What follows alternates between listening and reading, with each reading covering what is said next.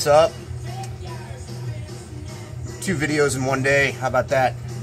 Not sure if this is going to get uploaded tonight, but it's just a couple hours after my 1989 video. I've been wanting to do a combination of recently purchased and now spinning playlist kind of deal. So welcome back to Ground Zero Salem. And just to dovetail in, put in tandem with the last one I did, I'm playing that thrash metal comp. It'll be interesting to hear side 2, because I haven't heard side 2 in forever. I think I repurchased this and just wanted to listen to all the jams from side A, which is the more obvious picks. Everybody from the big 4 except for Metallica, plus Death Angel and Nuclear Assault. So we got some hook and mouth going. I don't get it, man. I don't get the Megadeth hate. I mean, I used to hate Dave Mustaine's vocals too, but I just love the sneering. He's such a sick guitarist. I've never heard like blues-based riffs played so fucking fast. Shit's awesome, man. I don't know. Everybody likes their own stuff, you know? Generational differences and everything. Yeah, so I got a pile of stuff here. This is what I've been jamming the past month, maybe 3 weeks or so. I'm just gonna dive into it. Played this the other night. This is the Stupid Records Stompilation. This came out in, fuck, I don't know. I think it was like 2012, 2013 maybe. Comp put together of local bands, a bunch of Boston hardcore bands, 3 of them to be exact. Boston Strangler, Waste Management, and Peace Breakers. All pretty similar in sound, borrowing a lot from East Coast early 80s hardcore. All bands really tight, all bands sharing members. Boston Strangler maybe being the best one, but it's hard to say because they're all really, really good. Boston Strangler having like a deeper vocal sort of SSD thing. I've talked about them before. The first song, Dead Weight, is a Waste Management song that they're covering. Waste Management, this might be my favorite recording by them on here. I think it's like a live in the studio thing. All the songs are spliced with samples from classic Agnostic Front live in the studio rehearsal recordings that they did with Don Fury, I think. And there's some great like jam banter courtesy of Roger and Vinny Stigma and whoever else was in the band at the time. Shut the tape! Shut the tape! Oh, Vinny's all punk rock. Punk's not dead! There's like all this funny stuff, and the way it's recorded and the way that they spliced in the sound clips, if you didn't know the band and you weren't familiar with those AF recordings, you'd think it was the guys in Waste Management that are kind of joking around in the studio, but it's actually Agnostic Front banter thrown in from over 25 years before. Wrapping it up is Peace Breakers, who are probably the most rapid-fire, tight-sounding band on here. Great stuff. The majority of it is live, like live at a club. Like 7 of the songs out of the 10, it looks like. 6 of the songs out of the 9, I don't know. I'm not going to count them off right now. The live songs are awesome. Great band. If you get a chance, if you like that kind of vicious, mean, muscly, kind of oi-ish, you know, Boston hardcore like Slapshot and SSD, definitely check out all these bands.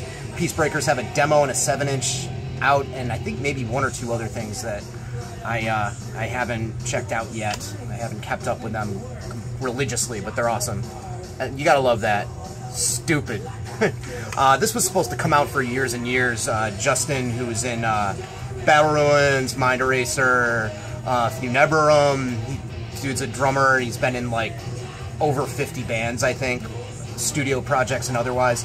Was always talking about putting out this tape years and years before, and it finally dropped about 3, 4, 5 years ago.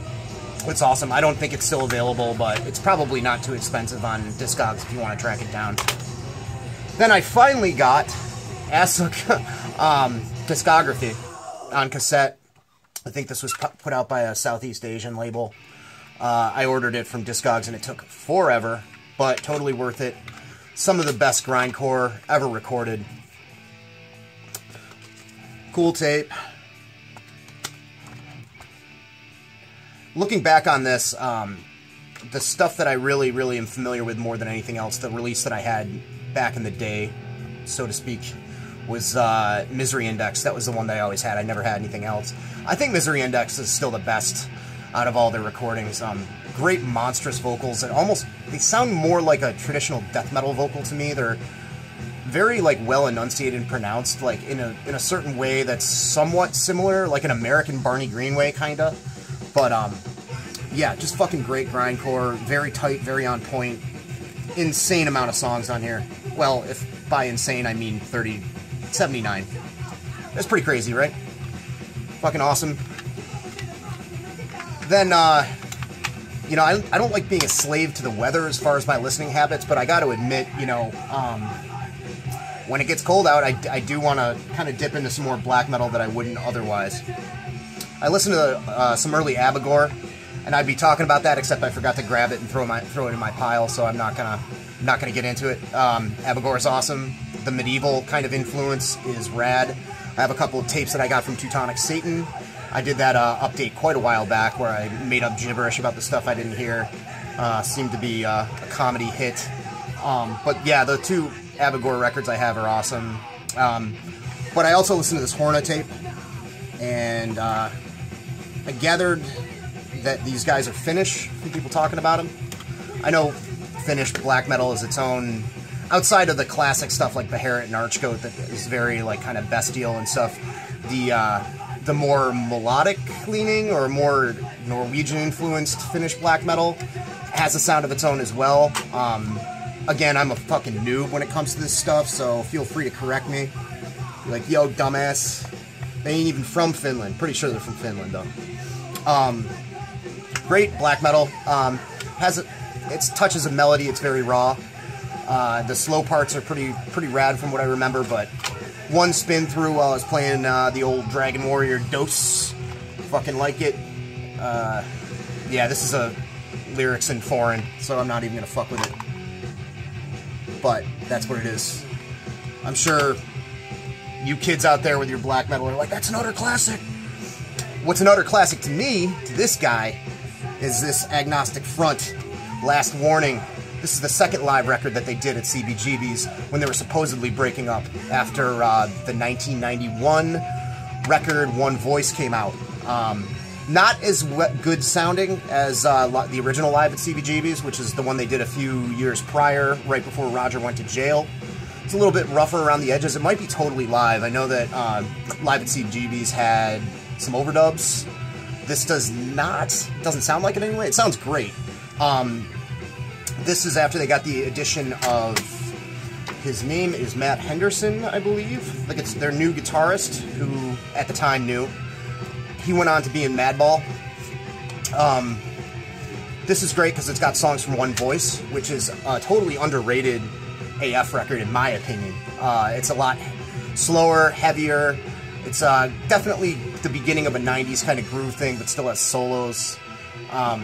You know, Matt Henderson, the guitarist, was a schooled musician. He went to Berklee School of Music here in Boston, and just had a penchant for songwriting. It's also great to hear a thicker, heavier sound with all their classic material, like from the Victim in Pain record and stuff, but real cool, and it's got the United Blood 7-inch as a bonus at the end. This came out on Relativity, I think in 92 or 93. I picked this up from Dark Descent not that long ago. The first Desultory, Into Eternity. I've been wanting to hear this for years. I'm sure I heard it back in the day. I know I would listen to downloads of it and stuff like that, but just to get myself reacquainted with this Swedish death metal classic was a great thing. Pulverized and Metal Blade. A little bit more tuneful and a little bit more thrashy than a lot of that sort of like Entombed clone Swedish death metal that was prevalent then and prevalent now. There's just enough setting it apart. Yeah, there's just a little bit more of like a melodic thrash thing, but it's not like at the gate slaughter, the soul level of like syrupy. Very catchy stuff. Great shredded death metal vocals, kind of not too high pitched, not too low pitched. Goldilocks in the Three Bears style, just right. Awesome fucking CD. This was in the stuff that Scourge sent me. Vole. This is fucking amazing.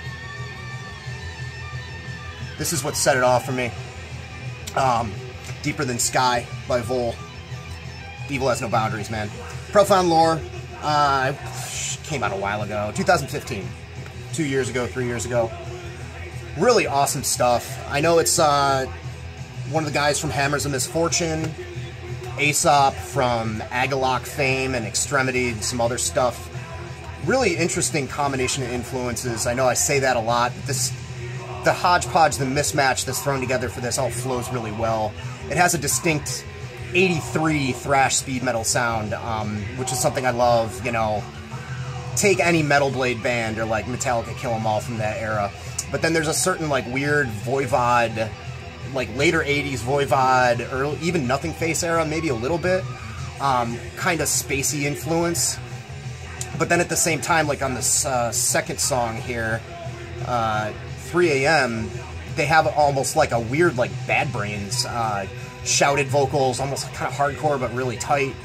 It's just a great album, and I've spun the crap out of it. There's a song with piano on it, and we're not talking about like harpsichord or something overtly metal. I'm talking about like piano, you know, and it's somehow it works and sounds great.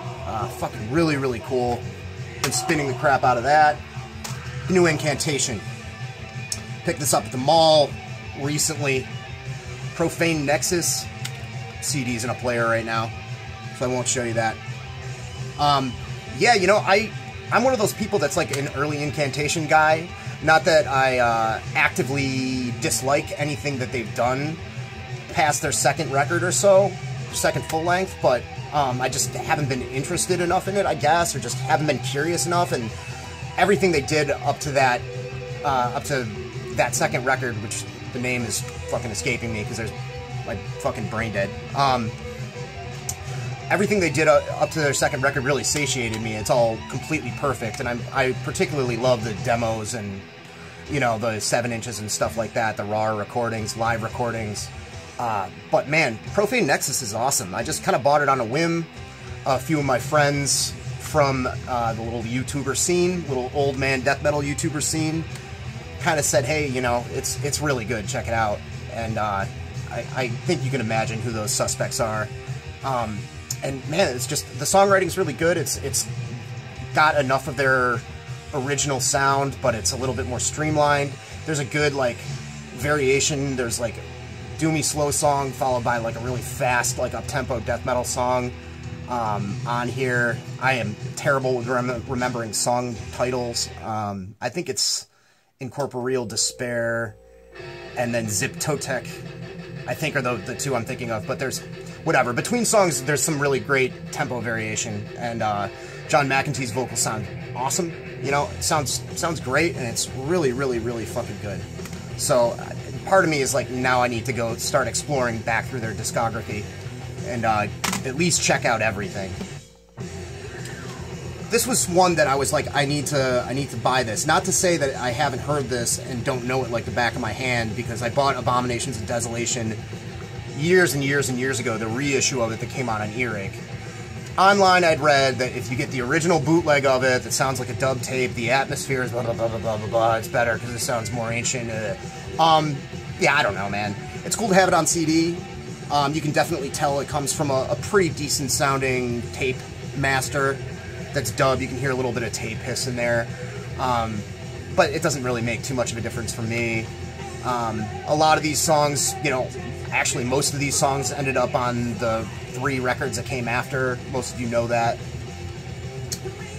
Great classic stuff. I like the Mike Browning take on the vocals. You can kind of see, you know, how maybe David Vincent was aping his style a little bit at the time. I'm not sure. It depends on my mood, whether or not I prefer these versions or the versions of that were on Covenant and Blessed Are the Sick and Altars of Madness, really. What I do really like is that I've never really sat down and given the Thy Kingdom Come 7-inch a proper listen, and it is probably the most vicious sounding recording that Morbid Angel did, in my oh-so-humble opinion. I fucking really, really like the 3 tracks off of that.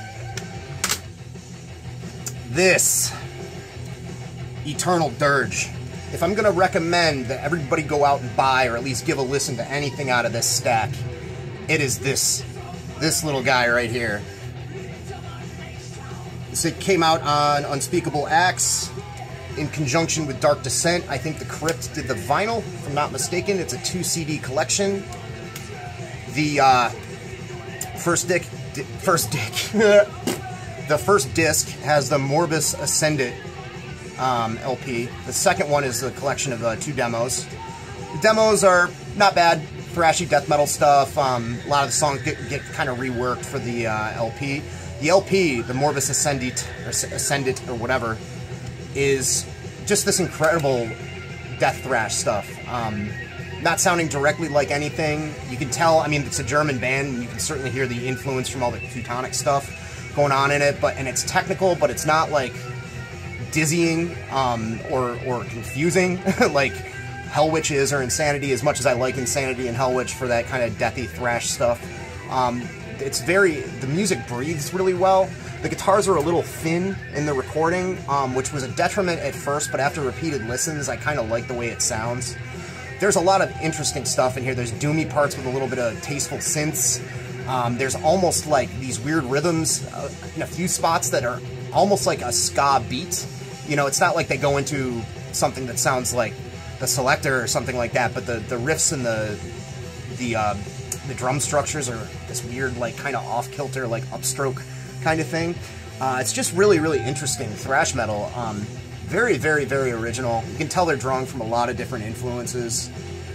Great, kind of shreddy, again, nice mid-level, not too high, not too low kind of growls, but there are deeper growls thrown in that kind of add a nice texture to it. But yeah, if you're looking for great thrashy death metal, or deathy thrash metal, or Thershy Derf Murmur, check out this. It's fucking awesome.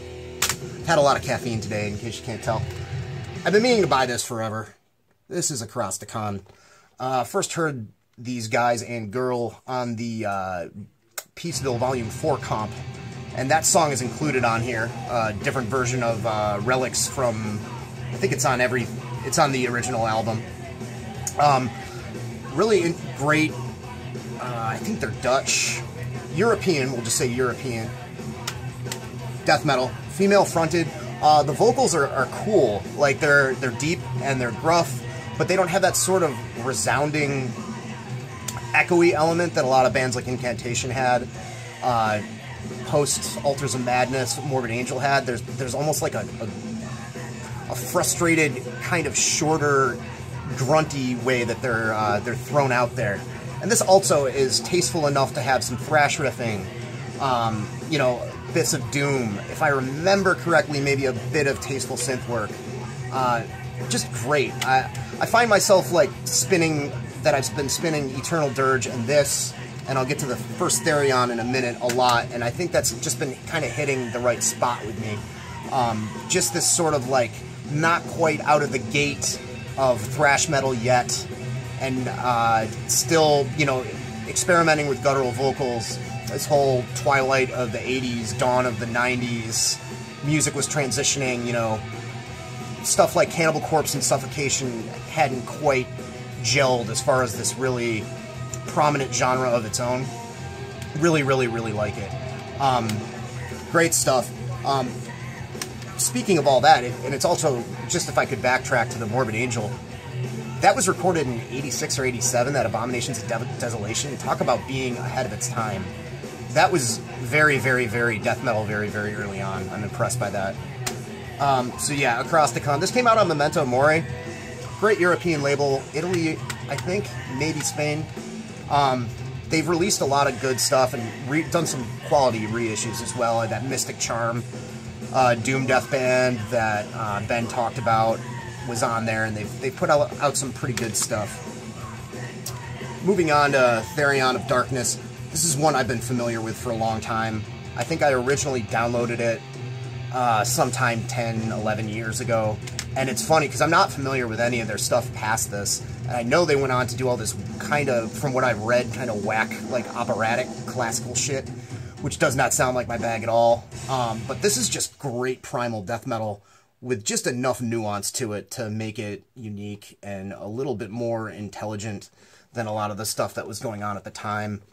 It includes the Suburb to Hell demo. I picked this up via the Metal Detector, which Ben has spoken the praises of and is very, very helpful to find stuff for an affordable price, which is good. This was like $6.50. Everywhere, it was one place that had it for $6.50, and everywhere else it was like $20. So I'm glad I snagged it. I know it's getting reissued on vinyl soon via Peaceville, I believe. But for right now, I have this, you know, reissue with the kind of boring cover art. I have it on cassette as well. I've had it for a while. But anyway, the music's fantastic. You know, borrows enough and is inspired enough by, like, Celtic Frost, maybe not by cloning the riffs so much, but by invoking the sort of vibe that Celtic Frost did. Breathing riffs, a lot of just creating an environment. You can see I'm skirting around the A word there. But great growly vocals, keyboards here and there, and when they kick it into fast gear, it's thrash riffs. Maybe detuned, maybe more distorted than your typical run-of-the-mill thrash, but the style of the riffs is very palm muted, you know, triple picking. It's not that kind of more tremolo-y kind of stuff. Also spun this this Crow Bloody Tear, whatever, LP that I picked up in Seattle a bunch. Just fucking great, you know, just enough metal and enough tightness to really tie it together. Fast Japanese hardcore punk. Those great spit. I mean, nobody really does it like the Japanese in the vocal department. Under the right circumstances. Just angry stuff. Great riffs. Great riffing. You know, it just sounds like it's on, like, a typical dischargey, like, kind of punk band on, like, 78, you know, but not high-pitched. Whoa. All right, Vinnie Vincent invasion, everybody. Get into it. Yeesh. All right, the Demoncy LP, Faustian Dawn, their first one. Really great. Incredibly fucking raw. You know, it's awesome because it sounds very inept, you know, very loose, sloppy, with a lot of atmospheric interludes. Fucking A-word. And it's compelling. You know, I want to spin it over and over again. There's something about the songwriting. It really captures something obscure that I can't quite put my finger on. But yeah, classic USBM. Came out of Nuclear War Now. Show you the gatefold again. There's the back. And finally, as I predicted, I love this. This is Speed Trap, that great Finnish band, the United Forces thing. They do share one member with Forseen. I was right. Straight Shooter's the name of the record. Cover art was a little bit to get past, you know, a little kind of on the nose, like LOL, nudge nudge kind of thing, but man, does the music fucking deliver. I'll tell you what, such a good, strong vocalist that can actually sing heavy metal well. It might just be that I have Anthrax on the brain because I talked about it in my last update, but he's up there with kind of like in between a Neil Turbin and Joey Belladonna. Really great set of pipes on that guy. I find with a lot of these newer kind of, for lack of a better term, retro speed metal and new wave of heavy metal kind of bands that sometimes the vocals just lack, like the dudes, not for lack of trying, but whoever the dude or dudette is, they're just not delivering, they just don't have the range, or it sounds flat.